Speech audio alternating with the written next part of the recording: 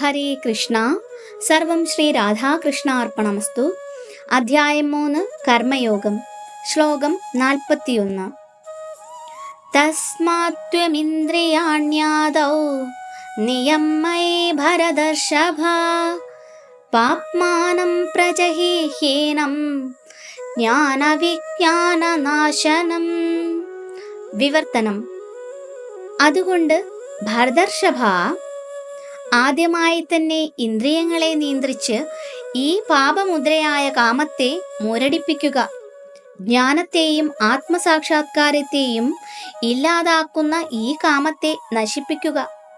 ഭാവാർത്ഥം: ആരംഭത്തിൽ തന്നെ ഇന്ദ്രിയങ്ങളെ നിയന്ത്രിക്കുന്നതുകൊണ്ട് ആത്മസാക്ഷാത്കാരത്തിന്റെ ത്വരയെയും വിജ്ഞാനത്തെയും നശിപ്പിക്കുന്ന ഈ മഹാപാപിയായ ശത്രുവിനെ, കാമത്തെ, നിർവീര്യനാക്കാൻ കഴിയുമെന്ന് ഭഗവാൻ ഉപദേശിക്കുന്നു.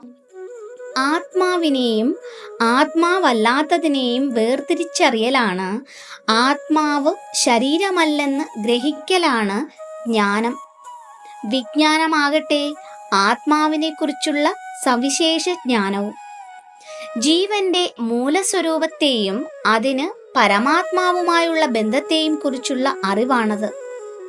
ഭാഗവതം 2:9-31 പറയുന്നത് ഇങ്ങനെയാണ്: ജ്ഞാനം പരമഗുഹ്യം മേ യത് വിജ്ഞാനസമന്വിതം സരഹസ്യം തദക്കം ച ഗൃഹാണ ഗദിതം മയാ. ആത്മാവിനെയും പരമാത്മാവിനെയും കുറിച്ചുള്ള അറിവ് ആശ്ചര്യകരവും അതിരഹസ്യവുമത്രേ. ഇങ്ങനെയുള്ള അറിവും സാക്ഷാത്കാരവും അവയുടെ വിവിധ വശങ്ങളിൽ ഭഗവാൻ സ്വയം തന്നെ വിശദീകരിക്കുകയാണെങ്കിൽ മാത്രമേ നമുക്ക് മനസ്സിലാക്കാനാവൂ. ഭഗവത്ഗീത നമുക്ക് ആത്മാവിനെ പറ്റിയുള്ള സാമാന്യവും സവിശേഷവുമായ ജ്ഞാനം നൽകുന്നു. ഭഗവദംശങ്ങളാണ് ജീവാത്മാക്കൾ. അവിടുത്തെ സേവനം മാത്രമാണ് അവരുടെ ചുമതല. ഈ ബോധമാണ് കൃഷ്ണാവബോധം. ജീവിതാരംഭം മുതൽക്കേ ഇത് പരിശീലിച്ചു പോരേണ്ടതാണ്. അങ്ങനെ ചെയ്യുന്നത് കൊണ്ട് ഒരാൾക്ക് പൂർണ്ണമായ കൃഷ്ണാവബോധം ഉണ്ടാവുകയും അതിനനുയോജ്യമായി പ്രവർത്തിക്കാൻ കഴിയുകയും ചെയ്യും.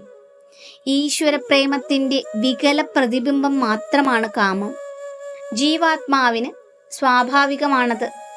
ആദ്യം മുതൽക്കേ കൃഷ്ണാവബോധ ശിക്ഷണം ലഭിച്ച ഒരാൾക്ക് അങ്ങനെ സ്വാഭാവികമായ ദൈവപ്രേമം കാമമായി അധപ്പതിക്കില്ല.